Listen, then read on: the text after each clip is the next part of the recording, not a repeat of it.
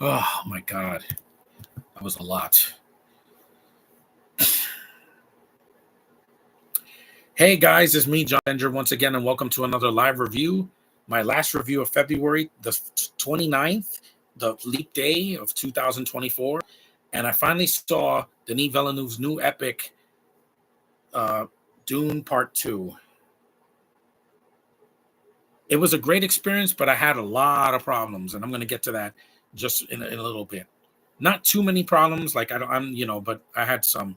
The sequel to Dune from 2021. It is the second film in Denis' adaptation of the 1965 novel Dune by Frank Herbert, and it follows Atreides as he unites with the freeman people of the desert planet of Arrakis to wage war against House Harkonnen. And like I said, just like with the first one, when I reviewed it years ago, when I saw it on Max, it's visually stunning. This is one of the best looking films of the decade, just like the first one. The visuals, the freaking cinematography, the effects, the freaking sets and the fight scenes are all top notch, 10 out of 10 regardless. And the costume design, the makeup, the freaking the art direction, everything visually is stunning. There is not one problem with the visuals. Everything, the CGI, everything is all fluid. But there's problems with this movie. First off, the running time, 168 minutes. I narrowed it down. That is 2 hours and 48 minutes, guys. That's too freaking long. I felt the length of this movie. Every time they speak in this fake dialogue that they put from the book, I'm like, I get it. You're foreigners. You don't want to speak English, so you have to put it half of the movie subtitles. So if you're going into this movie thinking you're not going to read, you brace yourself because you're going to get a lot of talking in this Iraqi, whatever the hell language it is. I didn't care for it. The freaking subtitle scenes is too much. I'm not there to read a movie. I'm there to watch a movie, not read it. If I want to read, I'll get the books and I'll read it at home. Or I'll watch the David Lynch version, which has no subtitles. Yeah, it's dumb, but it's shorter than this movie. Even the first one, there was subtitles near the end, not throughout the entire freaking movie. I mean, it's like Denis Villeneuve wanted to do a foreign version of Dune. And I know he's French-Canadian, but there's no French in the movie. It's all subtitled in a nothing language that I don't care about. Second problem, Florence Pugh and Austin Butler. Just like I said when the movie was coming out, they were not good in the film. Florence is spitting out exposition, talking like this. She has no emotion on her face. She's not sexy. She's not attractive. She's boring. She's not needed in the film. You could have cut her out of this movie. She gives a narration in the beginning, and she disappears so far that you forgot she was even in the movie. Was it as bad as Yelena? No. That was way worse in Black Widow because she had to be the lead in that. Here, she's a side character that does nothing. Austin Butler, he talks like this for the whole movie. Yeah, he's doing the Batman voice again, Josh. The freaking Batman voice. I thought we were over this after The Dark Knight Rises. I don't need your Batman voice. It's gravelly. It's laughable. I wasn't laughing, but it's awful. It's awful. He looks like Voldemort with freaking black teeth and with his tongue out, and just he looks awful. Really, really awful. And so far, the movie's made $31,000. Yeah, I don't think this is going to be the $1 billion hit I thought it was going to be. I don't think it's going to bomb, but it's not going to make the money that Endgame made. Nothing has come close to that. Also, does it deserve to make money? Yes. Worldwide, this is going to bang. Critics are going to love this. Like I said, it's a visual masterpiece. When it comes to the visuals, it does. The writing is a bit iffy, though. Like I said, it's a bit iffy. Look what Rotten Tomatoes said.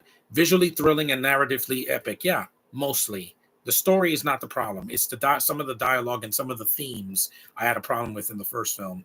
Dune Part 2 continues Denis Villeneuve's adaptation of the beloved sci-fi series in spectacular form. Critics are going to eat this up because this is the kind of things that they love. And if there is a third one, I'll be glad to see it. But if it's 3 hours, I'm going to wait till streaming.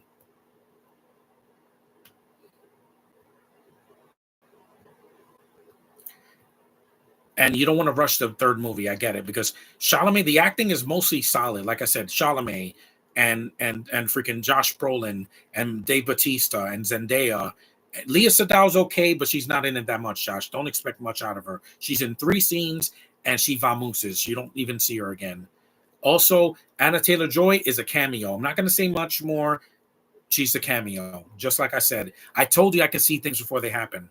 I told you I have that power. I can see things before they happen and they come true. It's not a prophecy. It's freaking a sixth sense. I saw these problems coming from a mile away. The accents are not the problem because, like I said, there's a lot of foreigners in this movie. That's to be expected, but damn it, make your movie shorter next time. 20 or 30 minutes chopped off would not have made a difference. Oh, you want the studios to interfere? No, I want the movie to be shorter. 2 hours and 46 minutes is too long. I'm only one man. I'm not getting any younger, and your movies being this long needs to be shorter. Arrival was not 2.5 hours. It wasn't. It was 1 hour and 45.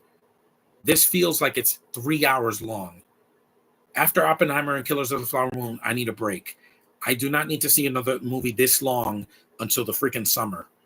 Hopefully Deadpool and Wolverine will learn from their mistakes and not make the movie this long. That could be 2 hours even, and that's it. You don't need 2.5 hours or 2 hours and 45 or 2:55. Movies are getting too damn long, and you guys know that. I've said that since Titanic, or hell, since the first Avatar movie. Stop making movies this long. I don't have the patience to sit in the theater that long. Make your movies shorter. You can do it. The Marvels was not 2.5 hours. It was 2 hours and 20. It was under 2 hours. And it needed to be that short because it didn't need to be 2.5 hours. Multiverse of Madness, that was shorter compared to this. Thor Love and Thunder, Thor Ragnarok. Even the freaking Infinity War was shorter. And that's epic too. But it doesn't have dialogue this long, this talky and subtitled. And I'm sick of that, guys. I say this and this to your foreign fake languages in film. That includes Lord of the Rings and all these other movies and Game of Thrones. Anything that has a foreign language that's not real, don't speak it in the movie. I don't want to hear it, okay? Even in Star Wars, when there's subtitle scenes, they're short. They're not freaking 10 minutes long. Phantom Menace, Attack of the Clones, freaking A New Hope. They're not. Then the freaking conversations are not 2.5 hours. They're not. Stop making movies padded with freaking talking. I want to see action. I want to throw a joke, smile for once. Stop taking movies so damn seriously. Denis Villeneuve, every movie he does is like a Shakespearean and a tragedy drama. And I'm like, I get that the first couple of times he did it. But by Blade Runner, stop making these movies so damn long. You're only putting yourself in a hole because I'm like I said, visuals. This poster's amazing. Look. I got pictures from the movie. I'm going to prove that I saw the movie. Look. No. Delete that. Look. I got pictures. Look, I got a picture of the movie's t-shirt that they were selling at the theater. Obviously, I'm a fan of this franchise. I just think it needs to be shorter. Look at me smiling. Because I wouldn't smile for the rest of the movie. With the visuals, I did. But like I said, you got to make these movies shorter. I don't need a Godzilla X Kong to be 3 hours. Ghostbusters, thankfully, is not going to be that long. It's going to be 1 hour and 49 minutes. Good. I don't need any longer. I don't need 3 hours with the Ghostbusters. Sometimes less is more. Let that be a lesson. Go see the movie. I'm not saying don't see it, but prepare yourself for a long freaking walk in the park.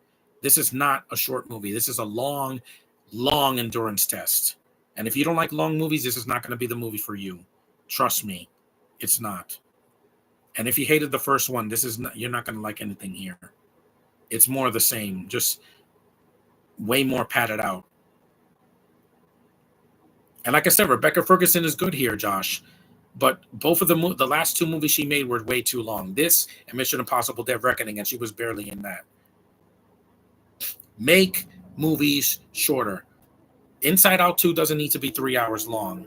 The first one was about 90 minutes. Make your movies shorter, damn it. Stop making your movies so long. And that's all I got to say about Dune Part 2 without spoiling it.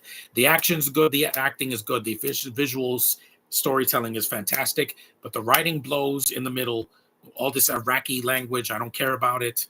I don't care about Florence. I don't care about Austin Butler. They build him up, so much in the middle of the film that by the end I'm like, oh, that's what you do with them? Yeah, that was a waste. But anyway, at least I got through the film.